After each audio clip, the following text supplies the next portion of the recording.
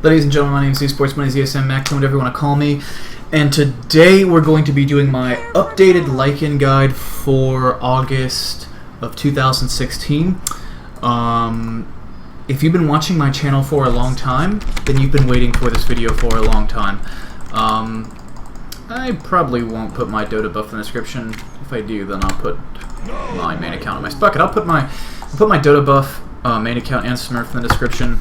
Smurf account is in the mid 3Ks, main account is 4650. I've been trying to grind, what is this doing out here? The Smurf account up to match the main account 30 seconds this summer. I played a lot of unranked games, mostly over the past few weeks, 5 to 10 hours a day, just to try to get back into the swing of things because I've been away from Dota for a long time. I've been watching Dota consistently, but I haven't been playing it. So anyway, starting items are going to be the Quelling Blade into Iron Talon and Tangos to start us off. We're going to send our Wolves to the runes. Now, normally there will be enemy heroes here. I like to send my Wolves up here to scout and see what the enemy heroes look like, usually a couple seconds earlier than that, just so that I know where they are. And if there are no heroes there, I will deny the runes. You want to summon those wolves. The wolves last for 55 seconds, so you want to summon those wolves to send out around 40 seconds. That way you have around 15 seconds to play with after the game starts. When you're sitting right here, you're going to summon your pair of wolves to actually jungle with at 8 seconds game time, and then you're going to proceed to the hard camp. You can kill any hard camp level 1, but we're going to be primarily focusing on camps that can get you level 2. The Wild Wing Ripper cannot get you level 2 from killing it alone. I'm going to pause so I can talk, because I can't do this and talk at the same time. So the Wild Wing camp and the Big Ursa camp will not get you level 2 from level 1 killing them, but you can kill them. That being said, you don't want to. Ogres and Mud Golems at the medium camp are okay camps because they're relatively easy to kill, even though they won't give you level 2. The Dire Wolf camp and the Small Satyr camp are your best camps at level 1 because they're guaranteed level 2 as long as you're not being tracked by a bounty hunter or someone else messing with you. And they're relatively easy to kill. Centaurs are always the worst camp. They've been the worst camp forever. I'm going to go ahead and focus down this Ogre first, so that way I can take targets off of me. So in the previous guide, I used a Stout Shield, and actually relied quite heavily on my Stout Shield to tank the damage from the creeps. And Stout Shield's pretty big. This creep does 25 damage. My Stout Shield has a 50% chance to block 16. Used to be 20, now 16, so that's over half his damage. But we don't have a Stout Shield. We have an Iron Talon. And Iron Talon is like one of my favorite and least favorite items in the game. It's my least favorite because you'll see a lot of Legion Commander junglers, and if you find this video, chances are you have probably seen the dreaded LC junglers in your pubs, because they're actually really common, and sometimes they work, but like in low MMRs, like seeing a Legion jungle is one of the most frustrating things imaginable. So killed that camp's. Wolves still walk faster than you, so you want them to walk ahead. You do want to check the runes at 2 minutes, but I'm not going to check the rune this time because that's a hit or miss thing, and I want to reduce RNG as much as possible on this guide, and I also want to make this guide kind of as hard as possible for me so that you can see what happens when I screw up, when the situation goes awry. You do have to be a little bit better at microing to jungle Lycan than you used to be, and this is due to the fact that you want your wolves to tank more of the damage than before, or rather, not more than fucking centaurs. You don't want your wolves to tank more of the damage than before, but you need them to tank as much as they were before. See, before you could be a little bit inefficient and just take all the damage yourself, or at least more of the damage yourself, because of the fact that you had the Stout Shield. Now, because Stout Shield's worse, and Iron Talon is objectively better, you want to be tanking more with your wolves. That being said, pause again so I can speak clearly and focus. You want to kind of always tank all the damage from the wolf camp with your hero and not your pet wolves, because of the fact that their crit just destroys your wolves and you can accidentally lose a wolf very, very easily. once the big wolf is dead, if you're low, you can let the little wolves tank, but it's much more dangerous to kill that camp than it used to be. Still, it's a relatively easy camp, but it is, in general, jungling is more dangerous than it used to be for Lycan because you're always going to be lower health and you're not as tanky as you were before. But on the plus side, you kill things faster than before. And even though this jungle doesn't feel as good as it used to, and I'm a good bit lower health than I would be. I'm lower health all the time during the jungle than I was in the past. You go ahead and suicide here. That hasn't changed. Probably should have bought a TP instead of an Iron Branch to TP here and get back to lane faster. That's totally fine. And now that I have a Morbid Mass, I can actually tank all of the creep damage by myself. However, you can also do this if you go for the Ring of Basilius and the Ring of Regen Iron Branch. Ring of Basilius gives, combined with the Ring of Regen, actually gives you enough tankability that you can sort of comfortably tank the creep camps as if you had got the Morbid Mass. So sometimes usually I'll actually get those first because it's a more conservative choice, and if I'm low health and I screw up, or more likely, I'm low health, there's a bounty hunter on my tail, and he just blows me up when I'm not paying attention, then I'll have my items and I won't lose a whole bunch of gold when I die, which is always bad. But regardless, and as you can see, I've got full health and the wolves don't. One, because I summon these back at base, so their duration is kind of low, and another is just due to habit. I'll pull this guy back in a second, actually. Yep. And now I'll tank with my hero, because these guys only do 9 damage, so pretty easy to kill, not much of a threat to the hero itself, and I've got full health, full mana. And one thing I want to point out is, it's almost 5 minutes and I'm about to be level 5. That's slightly better than it used to be, but one of the big things is if you're jungling correctly with this guide, and you're using the Iron Talon right, you're taking just enough damage with your hero and just enough damage with the creeps, you will be level 4 at 3 minutes, which is objectively better than the, like, that's my average, is level 4 at around 3 minutes. That's objectively better than my jungle used to be.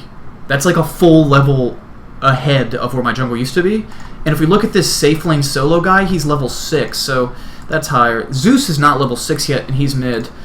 In the dual lane, in a standard dual lane, and actually I've noticed this not just in like these bot games. I didn't actually test this in more than 2 or 3 bot games, but in my actual games, if you have a dual lane bottom and you are in the jungle, you will outlevel your dual lane with the Iron Talon. Before, you were only staying on par with them, sometimes falling behind them.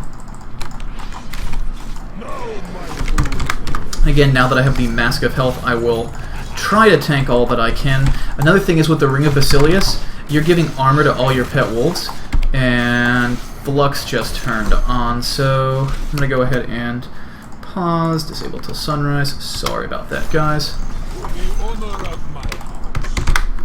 I don't know if you guys can see that in the video, but I wanted to cut it off anyway. Flux drives me crazy, and I had just set up a hotkey so that you guys wouldn't see me in the initial loading of the video, starting OBS, but whatever. So back to the task at hand. I really don't want that secondary wolf to die because he's still got a lot of time on him. That being said, I don't really care because when I resummon wolves, they're going to be level 3, and these are only level 2 wolves.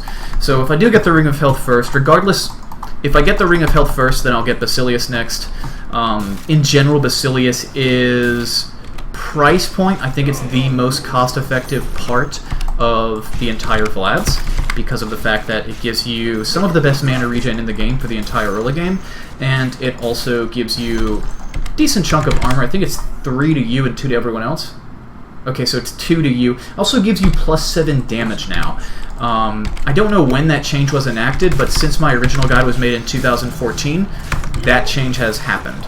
And that +7 damage is pretty decent if you consider the fact that you get 40% bonus damage from having the Quelling Blade or Iron Talon in this case. Then when you add that bonus damage in, you're actually getting 10 additional damage from having the Basilius.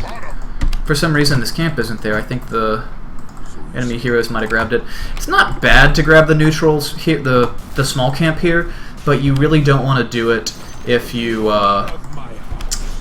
allies are using it to pull. That being said, this camp is so good for pulling that generally speaking you won't see your allies grabbing this camp. I was going to try to save mana by not summoning these yet, but I'll go ahead and summon them and wait right here. And now go ahead and kill this camp. Alright, so we are 250 gold.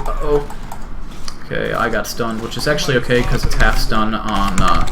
it's better for you to get stunned than your wolves before level 5 especially, because the stun time is double on creeps than for heroes, and your wolves are way more sensitive to the damage than you are, because of the fact that they have great magic resist, but they have just such low health pools. That didn't trigger it. Okay, that will happen to you. Again, kind of, Dire is better for this. I picked Radiant. I'm trying to make this guide an example that's good but not great. I want to give you guys an idea of some of the pitfalls that can happen when doing this guide, so that when you play, you don't sort of run into any weird situations that I wasn't enduring this guide. You always want to use the Iron Talon on the creep with the largest amount of health currently there. So for me, that was the smaller of those two Ursa warriors there. Keep that in mind. Like, let's say you have a Mud Golem that you've hit once or twice, and you just killed the others, and he has his 2 children Mud Golems, but they're at full health. Ignore the children Mud Golems and save your Iron Talon to use on the full health or close to full health big Golem. Another thing with Iron Talon is that it's not as important to think about. Okay, it's not as important to think about once you reach level 7 and get your Vlads. So you have Iron Talon Vlads, hopefully a TP or 2 because you have some change.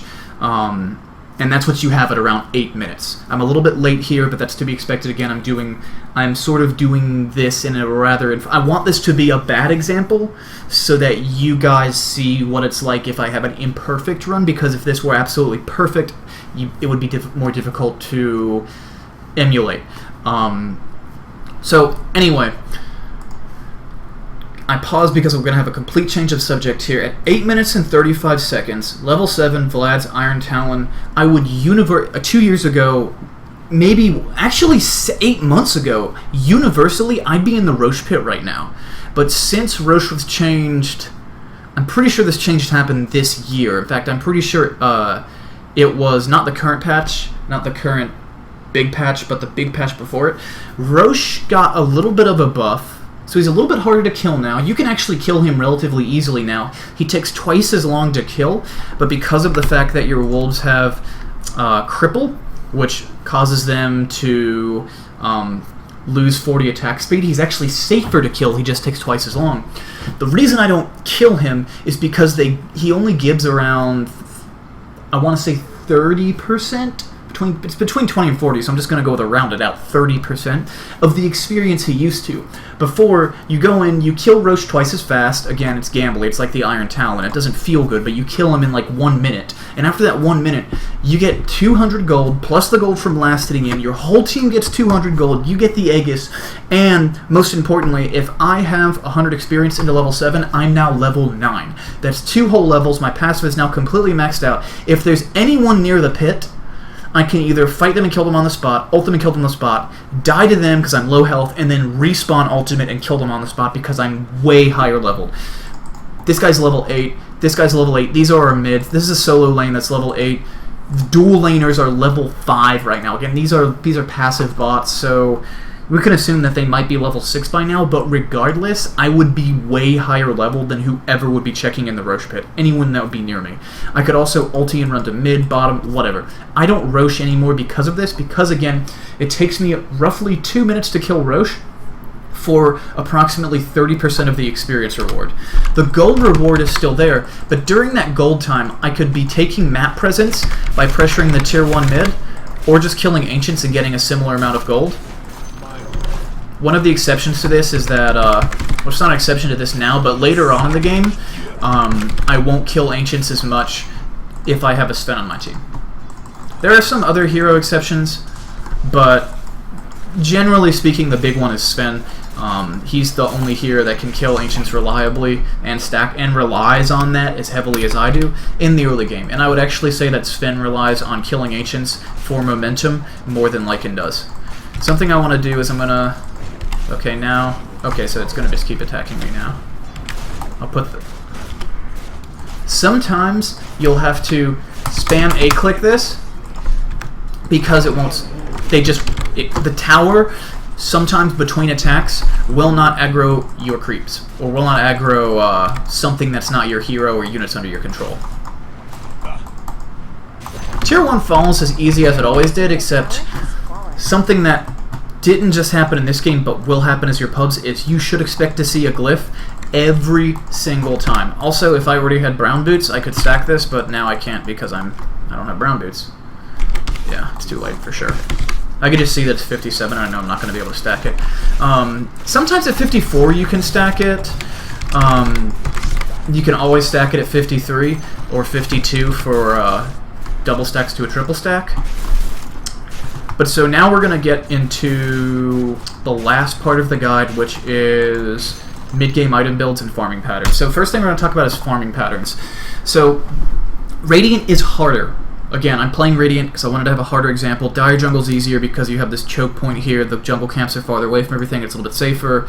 And you have the hard camp really, really close to the ancient camp. Versus with this, you have to go all the way around here, or you have to go all the way around here. I think there might be a tree path that you can cut here, but I think you have to cut at least 2 trees to make yourself a shortcut. Versus over here, you just walk, and it's really short. But anyway, every 30 seconds, I'm still thinking I need to go back and stack my Ancients. That being said, I'm not prioritizing, especially if I'm on Radiant, I'm not prioritizing this camp to this lane. If there are enemy creeps hitting the tower or enemy creeps on my high ground side of the river, I've got my hero and my wolves farming here. And if the creeps are on their side of the river or pushed in farther because I took the tier 1, I'm going for this hard camp. If the tier 1 is gone and they're in this area, I'll prioritize that over going for the hard camp. But unless there's no hero on my team mid, there's 1 hero or less enemy heroes around mid, and there are creeps hitting my tower. That's the only situation that I'll prioritize going to farm my creeps here over the Ancients here. Unless it is like 20 seconds or less, because then I'm not worried about stacking just yet. Another problem is if I push all the way up here when it's like 30 seconds, I'm not going to have enough time to come back here to kill this camp. Back in the day, one of the things that I did, and one of the things I spent a lot of time doing, was I would stack this Ancient camp and then immediately kill it off, which is harder now because the Ancients are tougher, and because you're not going to be as high leveled as quickly. You're not going to get level 9 until 11:30, 12 minutes. But, well, that's late. I would say, like, typically speaking, especially if you're Dire and you have a good game, you get 11-minute level 9. So that's like a minute later than before, maybe a minute and a half, 2 minutes later than before. But now, if I'm waiting here, if I've killed the double stack and I'm waiting for one to spawn, I can run up here and kill this camp. And by that time I can come back here and kill another camp. So I still spend a lot of time at the Ancients. In fact, especially if I'm Dire, I spend more time around the Ancients because of the fact that they're closer together and because of the fact that I have time to wait till they respawn. I might as well go get a little more farm. If I'm on Dire, I'll be doing the same thing in terms of rules about when to push mid and when not to, but reversed because I'm on Dire, and also I will be looking at bottom lane. Because I have this little path here, I can actually quickly get to my bottom tier 1 to farm it if it's pushed in, and if I can see 3 or 4 heroes on the map at any place, if there's only 1 hero, that can't stop me from taking down this tower. If it's close to the minute mark, and I've just killed this camp, I'll walk down here, try to kill the tower, and come back and get Ancients. I'll prioritize getting a free tower over anything in the game, and that is a big difference from how I played 2 years ago, because before 2 years ago, I needed to get that farm. Because of the way the rubber band mechanic works, and the fact that I can't just out-farm everyone, I'm more concerned with, slightly more concerned without map controlling everyone than I used to be. And to get that map control, I want to take out these Tier 1 and Tier 2 towers, especially Tier 1s, as fast as possible. Especially Tier 1s, because once the Tier 1s are down, they don't get a free glyph. They have to wait every 5 minutes for a glyph. So I can kill this, and then immediately run here and kill this. So that's map control, that's farming. As far as items are concerned, always get treasures after Vlad's, and then I always rush Necro 3, and then I always get an Assault Cuirass. The exception being I will get a Blightstone. I've never gotten it before Necro 3, but it's not a big deal if you get it before Necro 3. I typically get Necro 3 just because I like to rush that as fast as possible so it's as much efficiency and as effective as possible, as quick as possible. And then I will grab the Blightstone and then I'll work on AC. And then when I have the AC finished, I get 2 from this, I get 5 from this. I'm reducing the armor in enemy buildings by 7 points, which means that I'm actually killing buildings faster than I used to before all these patches. The difference between Lycan now and Lycan 2 years ago is that Lycan actually kills towers in a shorter period of time than he did 2 years ago. But the thing is, teleportation scrolls are 50 gold instead of 75, or I think even 100 when I made my original guide. And so people can get there really, really quickly and really, really cheaply. And glyphs. You're not, like, you just assume your enemy has a glyph and you're going to have to burn through it. And if they don't send more than one hero to stop you, you can still knock down the tower.